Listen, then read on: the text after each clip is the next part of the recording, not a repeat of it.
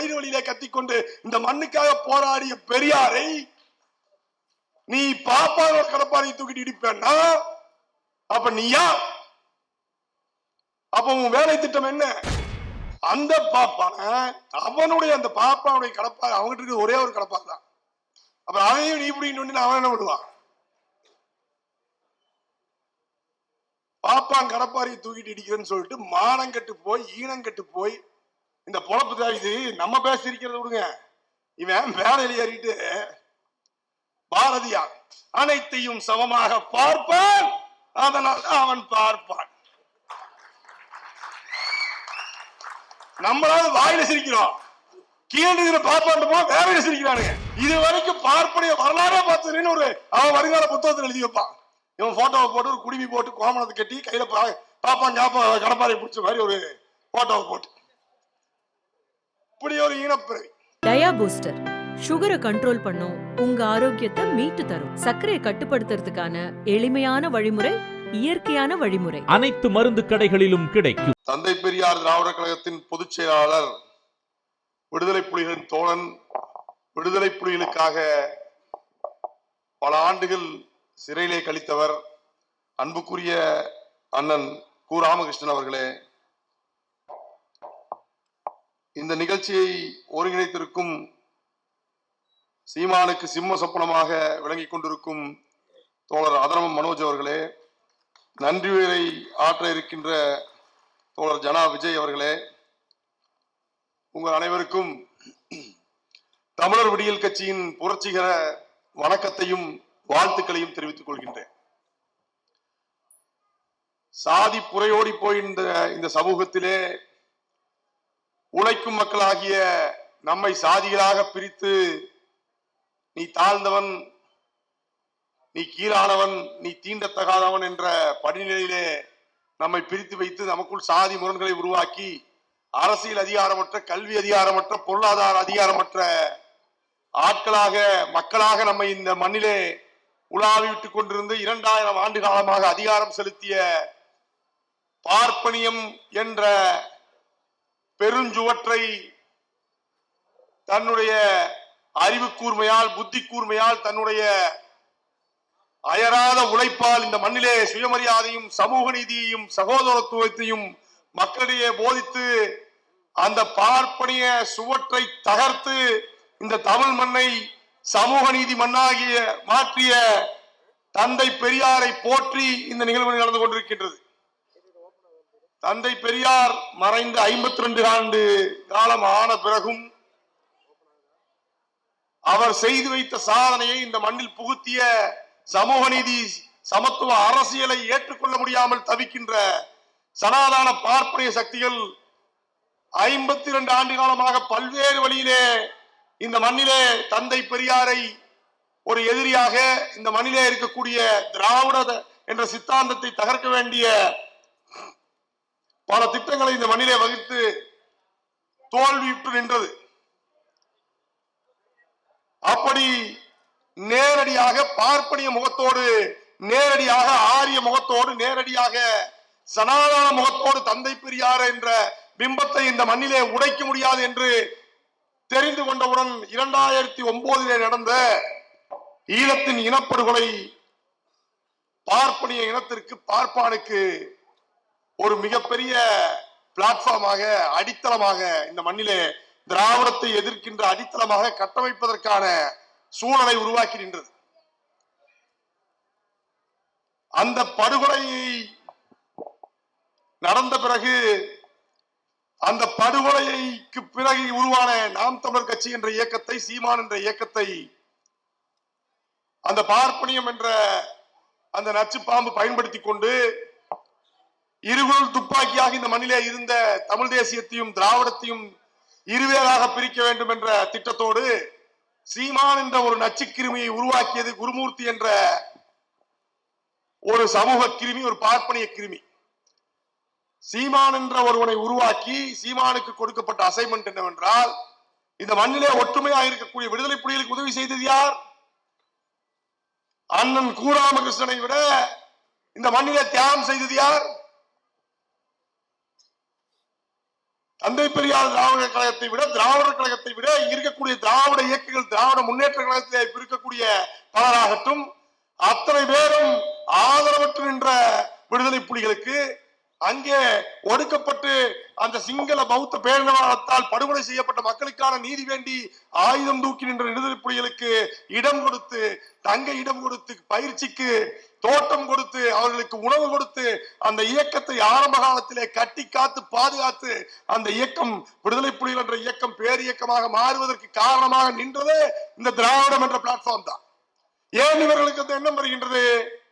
எங்கெல்லாம் மனிதன் ஒடுக்கப்பட்டு நிற்கின்றானோ அவனுக்கு உதவி செய்து அவன் உரிமைக்காக, அவன் சுதந்திரத்திற்காக போராட வேண்டும் என்ற தந்தை பெரியார் போதித்த கருத்தை இவர்கள் மனதிலே ஏந்தி இவர்கள் வாழ்வை அர்ப்பணித்தனால்தான் விடுதலை புலிகள் என்ற இயக்கமே உருவானது. விடுதலை புலிகள் என்ற இயக்கம் பாதுகாக்கப்பட்டது. அதன் பின்பு பல்வேறு உதவிகள் அவர்களுக்கு கிடைத்தது, வளர்ந்து நின்றார்கள். நாமும் உதவி செய்தோம். இறுதி வரை நின்று போராடி ஆயுதம் மௌனிக்கப்பட்டது. இந்த போரில் அவர்கள் தோற்கடிக்கப்பட்டார்கள். ஆனால் இவர் சீமான் சொல்கின்ற தமிழ் தேசிய பெரியார் என்று சொல்கின்ற மணியரசனோ, இல்ல தமிழ் தேசிய பெரியார் என்று சொல்ற மாப்போசி வழிவந்த எவனாவது ஒருத்தன் வரலாறு காமிக்கிட்டோம். நாங்கள் தமிழ் தேசிய இயக்கம் வைத்திருந்தோம், விடுதலை புலிகளுக்கு ஆயுதம் கடத்தி கொடுத்தோம், இத்தனை பேர் ஜெயிலுக்கு போயிருக்கான்னு காட்ட சொல்லுங்க பாப்போம். மாப்போசி வழிவந்தவங்க காட்டட்டும், இல்ல சீமான், இந்த ராமகிருஷ்ணன், குளத்தூர் மணி என்ன, அத்தனை பேரையும் கூப்பிட்டு நம்ம ஒரு மேடையை போட்டு உட்கார வைப்போம். இவர்கள் விடுதலை புலிகளுக்கு என்ன செய்தார்கள் என்பதை பற்றி வரலாற்று ஆய்வாக, நூல்களாக, என்ன காவல்துறையில் போடப்பட்ட எஃப்ஐஆர் இருக்குது வரலாறு. இதே சீமானுடைய வரலாறு என்ன? ஒரு போர் நடக்கும் பொழுது அங்கே சென்று எவனாவது சோர்விம்பானா, மக்கள் கொத்து கொத்தாக தினம் வந்து 100 பேர் 200 பேர் போர்ல செத்துட்டு இருக்கும் பொழுது யாராவது ஒருத்தர் அங்க போய் நின்று நான் இந்த கறி சாப்பிட்டேன், அந்த கறி சாப்பிட்டேன்னு வரலாற்றை எவனாவது சொல்லுவானா? விடுதலை புலிகளை பற்றி நீங்களும் நாங்களும் நினைக்கும் பொழுது எப்படி இருக்கும்? விடுதலை புலிகளை இயக்கம் என்று நினைத்தால் எப்படி இருக்கும்? அந்த இனத்திற்காக 45,000 நம்மை போன்ற தமிழன், ரத்தம் சதையும் உள்ள தமிழன் ஏதோ ஒரு நாள் வருங்காலத்திலே நம்மை போன்றவர்கள் வந்து இந்த இனத்தை கட்டி கொடுப்பார்கள், இந்த நாட்டை கட்டி கொடுப்பார்கள், இந்த இனத்தை காத்து நிற்பார்கள் என்ற நம்பிக்கையிலே 45,000 பேர் உயிரை விட்டுருக்காங்க. 45,000 விடுதலை புலி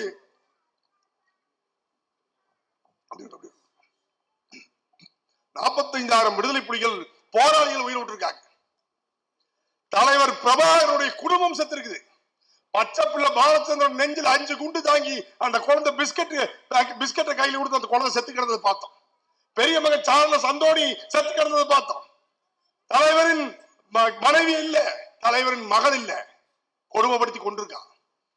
நம்ம விடுதலை புலிகள் என்ற இயக்கத்தை பத்தி யோசிக்கும் பொழுது நெஞ்சில் அடித்துக் கொண்டு அழுவதை போல இந்த எண்ணங்கள் தான் நம்ம மனசுக்குள்ள வருது. இந்த சிறுவப்பயலுக்கு மட்டும் எப்படி சோத்திரியாக வருது? நம்ம யோசிக்கிறதோ வேண்டாமா? உன் வீட்டுல உங்க அப்பனோ ஆத்தாளோ அம்மாவோ அப்பனோ ஆத்தாளோ இறந்ததை பத்தி பேசும் பொழுது அந்த வீட்டுல நீ போட்டு சோத்தை பத்தி பேசுவியா? அவர்கள் உனக்கு செய்த தியாகத்தை பத்தி, உன வளர்த்த விதத்தை பத்தி பேசுவியா? இவனை போன்ற ஈனப்பிறவி உலகத்துல கிடையாது. எங்காவது பேசி பார்த்திருக்கீங்களா? இத்தனை ஆண்டுகள், இந்த 15 ஆண்டுகள்ல சிங்கள பௌத்த பேரினவாதம் படுகொலை செய்ததுன்னு எவன் படுகொலை செஞ்சானோ அவனை பத்தி பேசி பார்த்திருக்கீங்களா? திராவிடம் படுகொலை செய்ததுன்னு வந்து நிப்பான். விடுதலை புலிகள் அழித்தது திராவிடம் நிப்பான். ஈழம் என்ற கனவை அழித்தது திராவிடம் நிப்பான். ஏன்?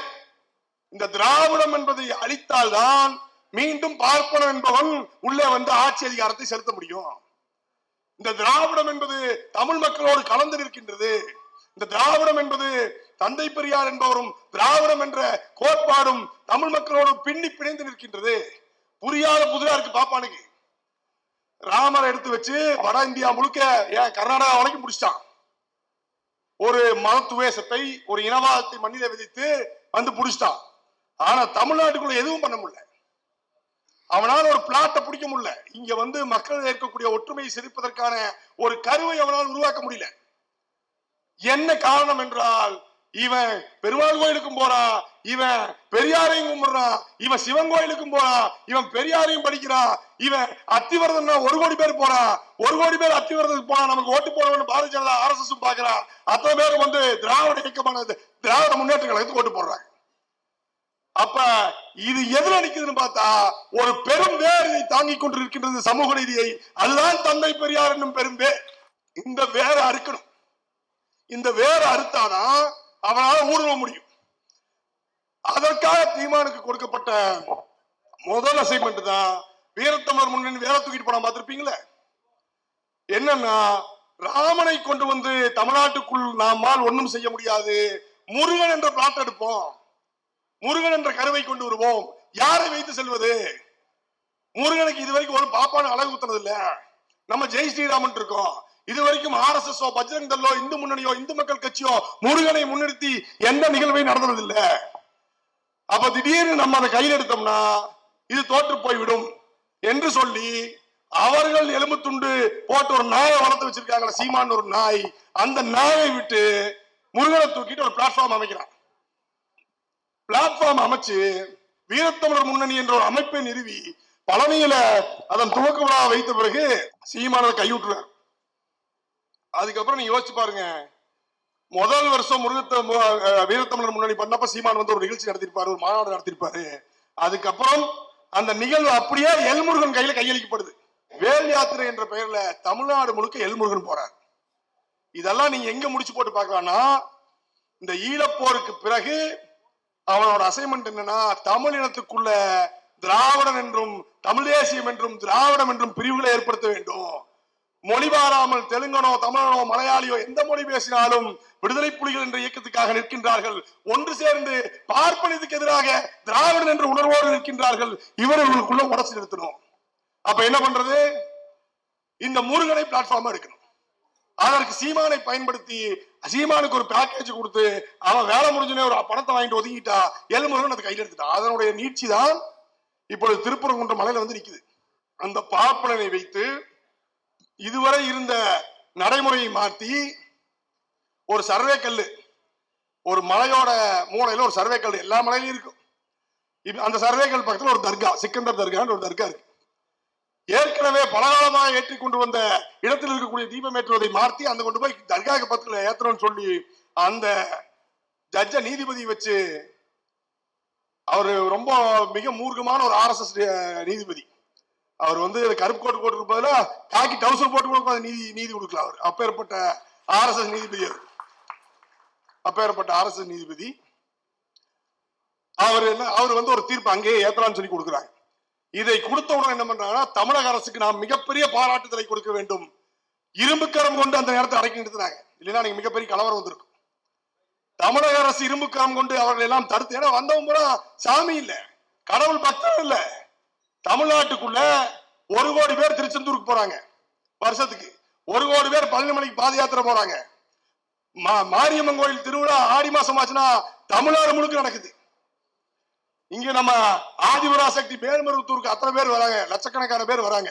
எங்கயாவது ஒரு இடத்துல மதக்கலவரம் நடந்த வரலாறு உண்டா? தமிழ்நாட்டுல மதக்கலவரம் நடந்த வரலாறு உண்டா?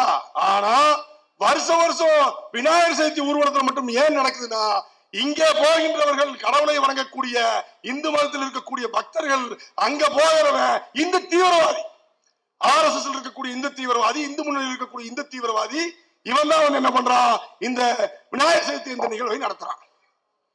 அப்போ இந்த திருப்பரங்குன்ற இஷ்யூ கொண்டு வந்து இந்த பார்ப்பனிய நீதிபதி வச்சு இப்படி ஒரு தீர்ப்பை வர வச்சுட்டு ஒரு கலவரத்தை உருவாக்குவதற்காக மக்கள் திரள இந்த காவி பயங்கரவாதிகள் தமிழ்நாடு முழுக்க அழைத்து கொண்டு ஒரு கூட்டத்தை கூட்டிக் கொண்டு மேலாம் போய் விளக்கேற்று கொண்டு போறான். தமிழக அரசு தடுத்து நிறுத்தியது. அங்க இருக்கக்கூடிய இஸ்லாமிய எல்லாம் நம்ம மக்கள் வந்து மறியல் பண்ணி நிறுத்துறாங்க. நீங்க கடையை தொடங்க அப்படிங்கிறாங்க, எல்லாரும் கடை அடைக்கிறாங்க. மறுநாள் கடை அடைங்கிறாங்க, எல்லாரும் கடையை திறக்கிறாங்க. அவனால் இந்த வேலையை செய்ய முடியல. RSS என்ன அறிக்கை விடுறான்? மோகன் பகவத் அறிக்கை விடுறார். என்னன்னு மோகன் பகவத் அறிக்கை விடுறாருன்னா, இந்த இடத்தை அயோத்தியாக மாற்றுவோம், திருப்பரங்குன்ற பிரச்சனைய மிகப்பெரிய கலவரமாக மாற்றக்கூடிய செயல் திட்டம் எங்கிட்டு இருக்கு, அதை மாற்றக்கூடிய வேலை திட்டத்தை நாங்கள் செய்வோம் அப்படின்னு சொல்லி அறிக்கை விட்ட பிறகு, ஏன் சொல்றேன்னா, இந்த அறிக்கை விட்ட பிறகு இந்த பிரச்சனை இருக்குல்ல, இந்த பிரச்சனை யார் கையில் எடுத்திருக்கணும்? முப்பாட்டம் முருகனுக்கு நான் தான் பேரன் அப்படின்னு சுத்திட்டு இருக்க சீமானதை கையில் எடுத்துக்கணுமா இல்லையா? வீரத்தமிழ் முன்னணி கூட்டத்தை போட்டு அந்த இஸ்லாமிய பிள்ளைகளை மேலே ஏத்தி பக்கத்துல இந்த ஐயாவை திட்டிட்டு இருக்க ஒரு பைத்தியக்காரி ஒருத்தி, கோயம்புத்தூர் பொண்ணு ஒருத்தர், ஒரு ப்ரொஃபசர், ஒரு அம்மா, திட்டிட்டு இருக்கவங்க எல்லாம் ஒன்னா உட்கார வச்சு இந்துக்களும் இஸ்லாமியர்களும் என்ன நாங்க ஒன்னாதான்டா இருக்கோம், திருப்பரங்குன்ற பிரச்சனையில வந்து உள்ள கொண்டு வரணும் யார்கிட்ட சொல்லியிருக்கணும்? பாப்பான கூப்பிட்டு சொல்லியிருக்கணும், RSS கூப்பிட்டு சொல்லியிருக்கணும் மேலையில. ஆனா RSS நடத்திய RSS கிளை அமைப்பாக இருக்கக்கூடிய விஜில்ங்கிற ஒரு அமைப்புடைய மேல 80களில் தனியிலம் கேட்டு விடுதலை புலிகள் போராடும் பொழுது விடுதலை புலிகளுக்கு எதிராக கூட்டம் நடத்திய அமைப்பு அந்த விஜில்ங்கிற அமைப்பு. அந்த விஜில்ங்கிற அமைப்பு மேடையில ஏறி பாரதியார பெருமையா நீ பேசிட்டு போ, நீ வாங்கி திங்கிற பொறுக்கி திங்கிற, நீ பேசு, பாரதியார பெருமையா பேசு, மோகன் பகவத்தை பேசு, RSS ஆரம்பிச்சவனை பேசு, இந்து மகாசபை ஆரம்பிச்சவனை பேசு, அது உன் பொழப்பு, அதுக்கு நாங்க வரல. அந்த மேடையில ஏறி நின்று தந்தை பெரியாரை பற்றி மிக கொச்சையாக பேசிவிட்டு பார்ப்பனிய கடப்பாறையை தூக்கி நான் திராவிட கோட்டையை இடிப்பேன் அப்படின்னு பேச வேண்டிய அவசியமும் தேவையும் இருக்கு. பார்ப்பனிய கடப்பாறையை தூக்கி தமிழ் தேசிய கடப்பாறை, சரி நீ வந்து 2 ஐடியாலஜியா வர்ற, தமிழ் தேசியம் வேற திராவிடம் தேவைன்னு வரும்பொழுது திராவிடத்தை தமிழ் தேசிய கடப்பாறை தூக்கி இடிப்பேன் நீ சொன்னா கூட உன்னை மாதிரி ஒரு போலி தமிழ் தேசியவாதிக்கு, ஒரு சாதியவாத தமிழ் தேசியம் பேசுகின்ற ஒருத்தர் நாங்க கடந்து போயிடுவோம். பார்ப்பனிய கடப்பாறையை தூக்கி இந்த மண்ணில் இருக்கக்கூடிய தமிழ்நாட்டை தற்காத்து நிற்கின்ற சாதி கலவரத்திலிருந்து மத கலவரத்திலிருந்து எங்களை தற்காத்து நிற்கின்ற என் மக்களுக்கு ஒரு கூலி தொழிலாளியாக, விவசாயியாக இருந்த, மூட்டை தூக்குபவராக இருந்த, சவர தொழிலாளியாக இருந்த, துப்புரவு தொழிலாளியாக இருந்த இந்த தமிழனின் மகனை ஒரு IAS ஆக, IPS ஆக, டாக்டராக, என்ஜினியராக மாற்றுவதற்காக தன் 93 வரை மூத்திர சட்டையை பிடித்துக் கொண்டு ஐயோ அம்மா என்று வயிறு வழியிலே கத்திக்கொண்டு இந்த மண்ணுக்காக போராடிய பெரியாரை நீ பாப்பாவோட கடப்பாறை தூக்கிட்டு இடிப்பேன்னா அப்ப நீயா? அப்ப உன் வேலை திட்டம் என்ன? இதை என் மக்களுக்கு தெரிவிக்க வேண்டிய தேவை இருக்கா இல்லையா? கண்கூடாக கண்டு கொண்டார்கள். இன்னைக்கு பாப்பனை கடப்பாரி தூக்கிட்டு என்ன இடிப்ப? பாப்பனை கடப்பாறை எவன்? இந்த பாப்பா வீட்டுல கடப்பாரி இருக்குது? எந்த பாப்பா வீட்டுல மம்முட்டி இருக்குமா, கடப்பாரி இருக்குமா? இல்ல அவன் எலக்ட்ரிக்கல் வேலைக்கு போனா அவங்க கிட்ட ஒரு ஸ்க்ரூ டிரைவர் இருக்கும், டெஸ்டர் இருக்கும், ஒரு பிளம்பர் வேலைக்கு போனா ரிஞ்ச் இருக்கும், மெக்கானிக் வேலைக்கு போனா ஸ்பேனர் இருக்கும். பாப்பா வீட்டுல என்னடா இருக்கும்? எந்த பாப்பா வீட்டுல இருக்கு? எவன் உழைச்சிருக்கா? முதல்ல எவனாவது உங்க வீட்டுல ஒரு எலக்ட்ரிக்கல் ரிப்பேர் பண்ணப்போ இது வரைக்கும் உங்க வீட்டுல ஒரு 50 தடவை வந்திருக்கலாம் மினிமம். ஒரு வீடு ஒரு 5 தடவை வந்திருக்கலாம். ஒத்த பாப்பான யாராவது பாத்திருக்கீங்களா? பூணூல் போட்டு ஃபேனை சுத்துற பாப்பான, பூணூல் போட்டு மம்முடி எடுத்து கள வைக்கிற பாப்பான ஏதாவது பாத்திருக்கீங்களா? ஏதாவது ஒருத்தர் அந்த பாப்பான அவனுடைய அந்த பாப்பாவுடைய கடப்பாறை அவங்ககிட்ட இருக்கு ஒரே ஒரு கடப்பாறை தான். அப்புறம் அதையும் நீ பிடிக்கணும் அவன் என்ன பண்ணுவான்? பாப்பான் கடப்பாரியை தூக்கிட்டு இடிக்கிறேன்னு சொல்லிட்டு மானம் கட்டு போய் ஈனம் கட்டு போய் இந்த பொழப்பு தான் இது. நம்ம பேசிருக்கிறத விடுங்க, இவன் வேலையில் ஏறிட்டு பாரதியார் அனைத்தையும் சமமாக பார்ப்பான், அதனால் அவன் பார்ப்பான். நம்மளாவது வாயில சிரிக்கிறோம், கீழே பாப்பான் போ வேலையில சிரிக்கிறானுங்க. அங்க நடக்கிறது RSS கூட்டம். அங்க வந்திருக்கிற RSS மெம்பர் பூரா எப்படி கோரா வந்து மூளையில கோரா என்ன நம்புறான்னா பிறப்பு அடிப்படையில தான் வந்து இந்த சமூகம் பிறந்திருக்கின்றது, அந்த பிறப்பு அடிப்படையில நம்ம தானே தலையில பிறந்தோன்னு மண்ட கோளாறு முடிச்சு உட்காந்துருக்கோம்னா முன்னாடி இருக்கா அவன்கிட்ட போய் பார்ப்பான், சமமாக பார்ப்பான், அதனால் பார்ப்பான். எல்லாம் சிரிக்கிறா கெக்க புக்குன்னு. ஒரு ஐடியாலஜி பத்தி பெருமையா பேசுறா புலங்காய மறைஞ்சு நமக்கு கைதட்டுவோம்ல அப்படின்ட்டு அவன் பூரா சிரிக்கிற. யாரா அவன் கோமாளின்ட்டு என்ன நினைச்சிருப்பானா? கைபர் கணவாய் வழியா நம் இனம் பந்தேரியாக வந்த காலத்திலிருந்து பல்வேறு இனத்துவாகிகளை நமக்காக வந்திருக்கிறான். இவனை மாதிரி கடப்பாறை பிடிச்சி உருவிட்ட இனத்துவாகி இது வரைக்கும் பார்ப்பனைய வரலாறே பார்த்ததுன்னு ஒரு அவன் வருங்கால புத்தகத்தில் எழுதி வைப்பான். இவன் போட்டோவை போட்டு ஒரு குடிமி போட்டு கோமணத்தை கட்டி கையில பாப்பான் கடப்பாறை பிடிச்ச மாதிரி ஒரு போட்டோவை போட்டு இப்படி ஒரு ஈனப்பிறவி. என்னன்னா இந்த நாய் எச்சு பொறிக்கு நாய்ங்கிறது எல்லாம் தெரிஞ்சு போச்சு. எல்லாம் காமெடி பண்றீங்க, மூணு உட்காந்து பேஸ்புக், இன்ஸ்டாகிராமு, ரீல்ஸ் போட்டு காமெடி ஆயிட்டான். ஆனா இந்த பார்ப்பனியம் என்றால் என்ன?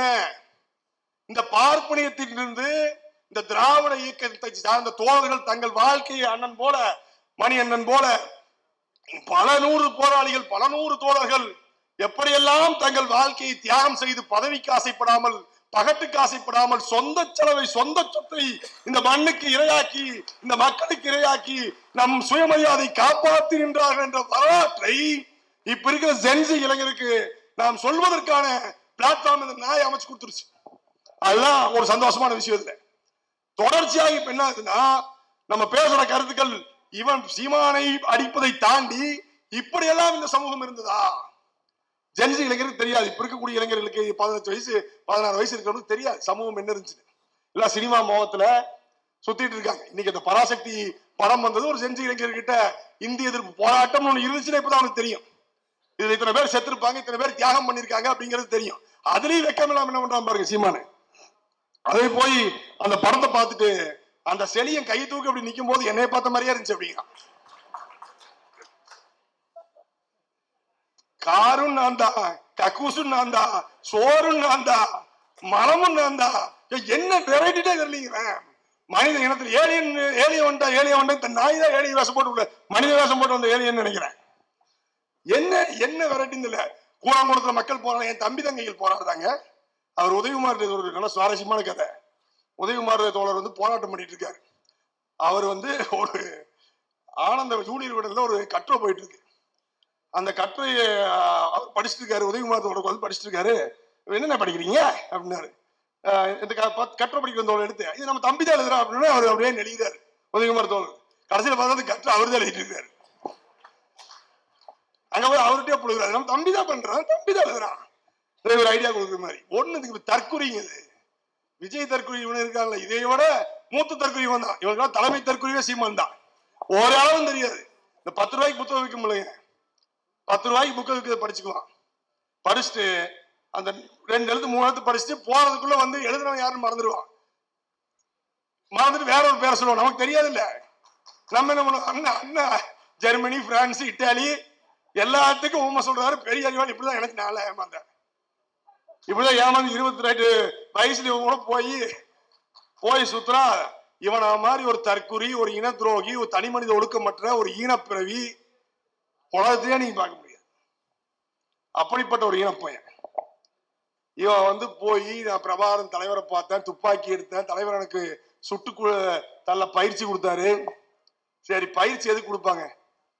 சரி வச்சுக்க, அண்ணனுக்கு பயிற்சி கொடுக்க. அண்ணன் போனாரு, தலைவரை பார்த்தாரு, அங்க இருந்தாரு, கொடுக்கல. வைகோ போனாரு, பயிற்சி பார்த்தாரு, கொடுக்கல. மணியண்ணன் போனாரு, பார்த்தாங்க, கொடுக்கல. இவங்களுக்கு எல்லாம் கொடுக்கல, விட்டாங்க.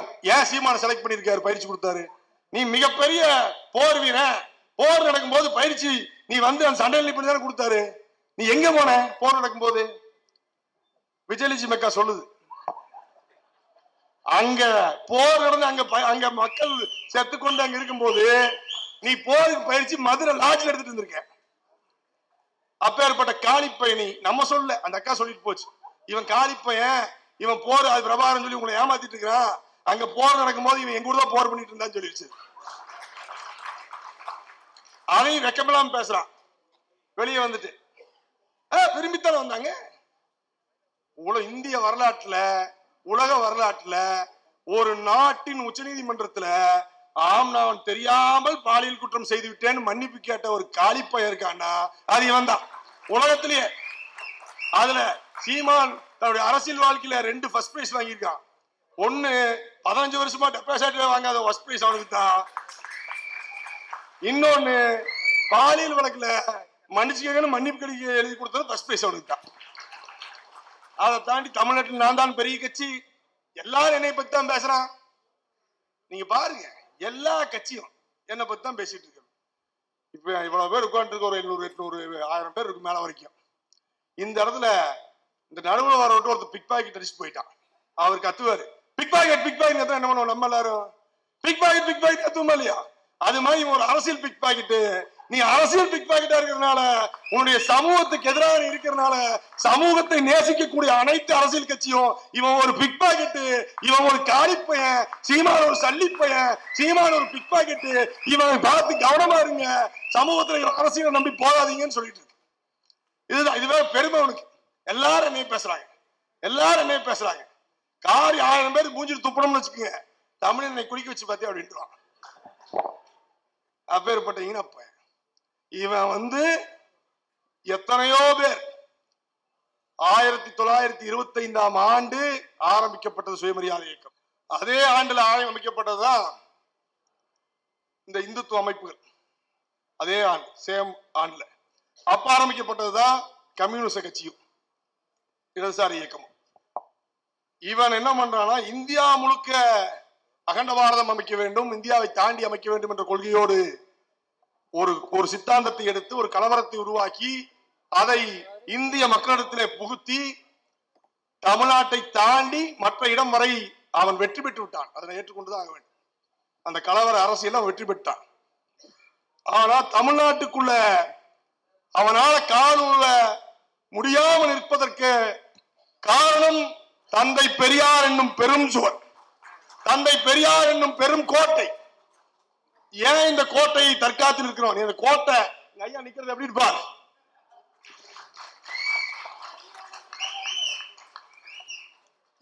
எனக்கு அவருக்கு என்ன, எங்க அப்பாரா அப்புச்சியா என்ன? ஆசிபாக்கு நடந்தது தமிழ்நாட்டிலே நடக்காததற்கு காரணம் எங்க ஐயா பெரியார். ஆசிபா என்ற பெண்ணை இந்த சங்கி காலிப்பயிலுக சீமானுக்கு கற்றுக் கொடுத்த வாத்தியாரு, பாலியல் குற்றத்தை கற்றுக் கொடுத்த வாத்தியார் பாப்பார பயிலுக கோவில் கருவறைக்குள்ளே வைத்து அந்த சின்னஞ்சிறு பெண்ணை பாலியல் பலாத்காரம் செய்து 4 நாள் 5 நாள் உள்ள வச்சிருக்கான். அவனை கொண்டு போய் சிறையிலே அடைத்து அவன் ஜாமீன்ல வருவதற்காக பாரதிய ஜனதா கட்சியை சார்ந்த கட்சி தொண்டர்கள் ஆர்ப்பாட்டம் பண்றான். இதுதான் வடநாட்டின் கலாச்சாரம், இதுதான் வடநாட்டின் கலாச்சாரம். அந்த தமிழ்நாட்டில் இது நடைபெறாமல் இருப்பதற்கு காரணம் எங்கள் ஐயா தந்தை பெரியார் உருவாக்கிய திராவிட சித்தாந்த அரசியல், முற்போக்கு அரசியல், சமூக நீதி அரசியல். இந்த மண்ணிலே இளமான நின்று இங்கே பேசிக் கொண்டிருப்பதற்கு காரணம் ஐயாவை படிச்ச பிறகுதான் அறிவு வருது, அறிவு வந்த பிறகுதான் தேடல் வருது, தேடல் வந்த பிறகுதான் எனக்குள் இருக்கக்கூடிய சாதி வெளியே போகுது. எல்லா மனிதனும் பிறக்கும் பொழுது தன் குடும்ப அமைப்பில் ஒரு சாதியா வளருவான். அது அந்த அந்த அந்த இடத்துல இருக்கக்கூடிய விஷயம் தான். அதெல்லாம் உனக்கு விசனரி வேணும்னா, உனக்கு பிராட் மைண்ட், பரந்த விரிவான அறிவு உனக்கு வேணும்னா, பரந்த நோக்கம் உனக்கு வேணும்னா தந்தை பெரியாரை படி, திராவிட நூலை படி. இந்த சமூகத்துக்காக நீ உழைக்க வேண்டும், இந்த சமூகத்துக்காக நீ போராட வேண்டும். இந்த சமூகத்திலே உன் பிள்ளையும் உன் பேரன் பேத்திகளும் ஒரு ஐரோப்பிய கண்டம் போல, அமெரிக்கா போல, ஜெர்மனி போல, பிரான்ஸ் போல, இத்தாலி போல ஒரு சுதந்திரமான ஒரு தற்சார்பு, ஒரு மிகப்பெரிய பொருளாதார வாழ்வில் அவர்கள் செழித்து வாழ வேண்டும் என்று நினைத்தினா, சுயமரியாதையோடு வாழ வேண்டும் என்று நினைத்தினா, திராவிட சித்தாந்தம் இந்த மண்ணில் நிலைத்திருப்பதற்காக உன்னுடைய பங்கு என்னவோ அந்த பங்கை ஆற்ற வேண்டும். அப்பதான் இந்த மண்ணில நிலைச்சு நிற்கும். இதை தகப்பதற்கான வேலை தான் இந்த RSS இப்ப கொஞ்சம் நெருங்கிட்டான். நீங்க அண்ணா திராவிட முன்னேற்ற கழகத்தை கைக்குள்ள கொண்டு வந்து நிறுத்தி ஒரு டிடிவி தினகரனை ஃபெராக் கேஸ் இன்னும் 2 வாய்தா போச்சுன்னா 3வது ஒரு தண்டனை, அதை வச்சு மிரட்டி, பன்னீர்செல்வத்தை மிரட்டி, யாரை எப்படி எல்லாம் மிரட்டி உள்ள கொண்டு வரணுமோ அந்த வேலை திட்டத்தை அவன் செஞ்சுட்டு இருக்கான்.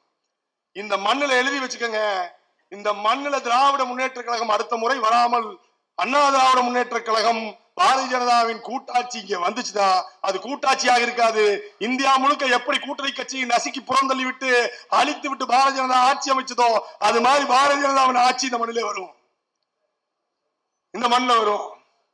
அவன் சொல்கின்ற குலக்கல்வி திட்டத்திலிருந்து அத்தனையும் கொண்டு வருவான். அந்த குலக்கல்வி திட்டத்தில் பேசியிருக்கான். குலக்கல்வி திட்டத்துல ஒரு மின்னம்பலம் ஒரு இதுல போட்டு சீமான் பேசும் பொழுது ஒரு தோழர் ஒரு தம்பி கேட்கிறாரு, இப்படி எல்லாரையும் விவசாயத்துக்கு போக சொன்னீங்கன்னா அப்ப நாங்கெல்லாம் படிச்சு IAS ஆக வேண்டாம், IPS ஆக வேண்டாம். அவ்வளவு கோவப்படுற சீமா.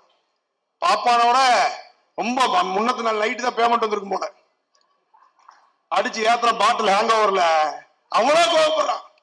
எல்லாரும் அப்படி போயிட்டா, விவசாயம் பண்றது விட்டுட்டு போயிட்டு உனக்கு வேண்டாட்டி நீ போடா. எல்லாரும் விவசாயம், சரி நீயும் பொண்டாட்டி எங்க விவசாயம் பண்றீங்க டெய்லியும்? நீ காலையில் எழுந்திரிச்சு கீரை நடுறியா, நெல்லு நடுறியா, நாத்து நடுறியா, என்ன பண்ற நீ? உங்க அப்பா விவசாயி, உங்க அப்பா கஷ்டப்பட்டு விவசாயம் செஞ்சு என்னை போல அந்த சேத்துல ஓண்ட என் மகன் இருக்க கூடாது தானே நீ படிச்ச? நீ படிச்சு விவசாயத்தை புடுங்கணும்னா அங்கே சிவகங்கையிலே புடுங்க வேண்டியதானே? எதுக்கு இங்க டைரக்டரா வந்த? வர வேண்டிய அவசியம் என்ன? அப்புறம் பேசுறா, இருக்கிறதுலயே கோரா பேசுறது கேட்டுக்கீங்க, ரொம்ப பேசுறது. இங்க துணி துவைக்கிறதுக்கு வண்ணானு வேணும், பானை செய்யறதுக்கு குயவனும் வேணும், துணி துவைக்கிறதுக்கு வண்ணாறு மட்டும் தான் வேணுமா? ஏன் துணி துவைக்கிற வண்ணாரோட புள்ள படிச்சு ஒரு டெப்டி தாசில்தார் ஆகக்கூடாதா?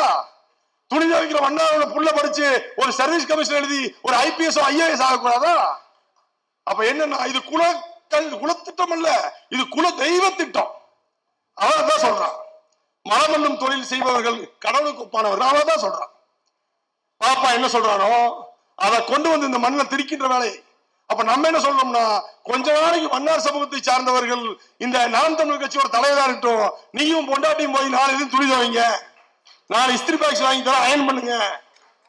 விவசாயம் பண்றியா, வா சொந்த காசு போட்டு நான் ஒரு 10 ஏக்கரை வாங்கி தரேன். நீ தனி இளம் பெற்றதுக்காக தான் கட்சி ஆரம்பிச்ச, இங்க வாங்கி தர, ஈழத்திலே வாங்கி தரேன் 10 ஏக்கரா, போய் குடும்பத்தோட அங்க விவசாயம் பண்ணு. போடுறது 25,000 ரூபாய் சட்டை, ஃபாரின் சட்டை, 25,000 ரூபாய் பேண்ட், ஷூ 20,000 ரூபாய் ஃபாரின் ஷூ, பேசுறது தற்சார்பு பொருளாதாரம். எவ்வளவு ஏமாத்திட்டு இருக்க? இளைஞர்களை ஏமாத்தி, வெளிநாட்டு சமூகத்தை, புலம்பெயர் சமூகத்தை ஏமாத்தி இந்த மண்ணிலே ஒரு புதிய அரசியலை கட்டமைப்போம் அப்படின்னு ஒரு பொய் புரட்டு அரசியலை இந்த மண்ணிலே செய்து கொண்டு இந்த மக்களை மீண்டும் ஒரு அடிமை மக்களாக 50 ஆண்டுகளுக்கு முன்பு கல்வியற்று, பொருளாதாரமற்று, அரசியல் அதிகாரமற்று இருந்த மக்களாக இந்த மண்ணில் மாற்றுவதற்கான வேலை திட்டத்தை இந்த சமூகத்திலே செய்வதற்காக ஒரு பெரும் கூட்டம் காத்திருக்கின்றது. அதை நாம் முறியடிக்க கைகோர்க்க வேண்டும். இதுபோல் பல நூறு கூட்டங்களை, பல நூறு அரங்க கூட்டங்களை நாம் தொடர்ச்சியாக நடத்துவோம். இந்த தேர்தலிலே சங்கி கூட்டம் ஒருபோதும் வெற்றி பெறக்கூடாது என்பதை நாம் உறுதியாக ஏற்றுக்கொள்ள வேண்டும். வெற்றி பெற்றால் அவன் என்னென்ன வழியிலே இந்த மண்ணிலே சமத்துவத்தை உடைக்க வேண்டுமோ, சகோதரத்துவத்தை நீக்க வேண்டுமோ, தகர்க்க வேண்டுமோ, எல்லா வழியிலும் முயற்சி செய்வான். எதிர்கால சந்ததிகள் நிர்கதியற்று நிற்கும். நாம் நம் உயிரை கொடுத்தேனும் இந்த பெரும் சுவற்றை, இந்த பெரும் கோட்டையை காப்பாற்றுவோம். திராவிடம் என்ற சித்தாந்தம் இந்த பூமி இருக்கும் வரை, இந்த மண் இருக்கும் வரை, தமிழ் இனம் மொழி இருக்கும் வரை திராவிட சித்தாந்தம் தமிழனுக்கு அரணாக இருக்கும் என்று கூறிக்கொண்டு தமிழர் விடியல் கட்சியின் சார்பாக நன்றி கூறி விடுகின்றேன். நன்றி, வணக்கம்.